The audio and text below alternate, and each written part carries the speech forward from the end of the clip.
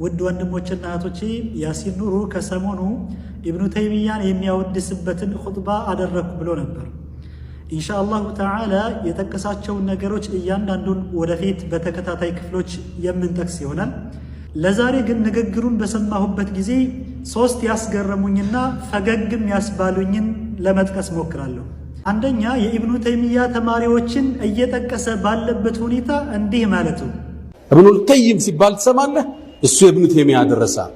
ኢብኑ አብድልበር እንደሚታወቀው ኢብኑ አብድልበር ማለት 463ኛው ዓመተ ሂጅሪያ ላይ የሞተ ሲሆን ይህም ማለት ኢብኑ ተይሚያ ከመወለዱ ከ198 ዓመት በፊት ማለት ነው።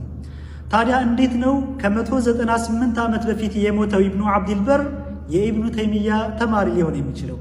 ሁለተኛ እንዲህ ማለቱ ኢማም አስዩጢና ኢትሓፍ ሳዳቱል ሙተቂን ሚል መጽሐፍ አላቸው። እንደሚታወቀው ኢትሓፉ ሳዳቱል ሙተቂን የተሰኘው ኪታብ 1205ኛው ዓመተ ሂጅሪያ ላይ ያለፉት የሙሐመድ ሙርተዳ ዘቢዲ ኪታብ እንጂ አልሓፊዙ አስዩጢ ኢትሓፉ ሳዳቱል ሙተቂን የተሰኘ ኪታብ የላቸውም።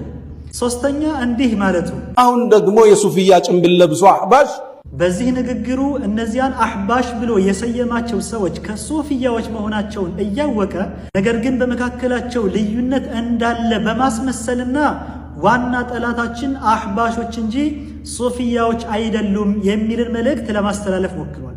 ለመሆኑ አዲስ አበባ ላይ እንደ አልይ መስጂድና መሰል የተለያዩ ቦታዎች ላይ የተፈጸሙ እጅግ ዘግናኝ ግፎች እንዲሁም ደግሞ በክፍለ ሀገር በሚገኙ የተለያዩ መስጂዶች ላይ የተፈጸሙ እጅግ አሰቃቂ ግፎች ሱፊያዎችን ያነጣጠሩ አይደሉም እንዴ? ይህን ሁሉ ግፍ በአህሉ ሱና ወልጀማዓው በሱፊያው ላይ ከፈጸሙ በኋላ ይህን ሁሉ አሰቃቂ ግፎች ከፈጸሙ በኋላ ጠላትነታችን ከሱፊያዎች ጋር አይደለም ብሎ መናገር በሱፊያዎች ላይ መሳለቅ ነው የሚሆነው። አላህ ከሸራቸው ይጠብቀን።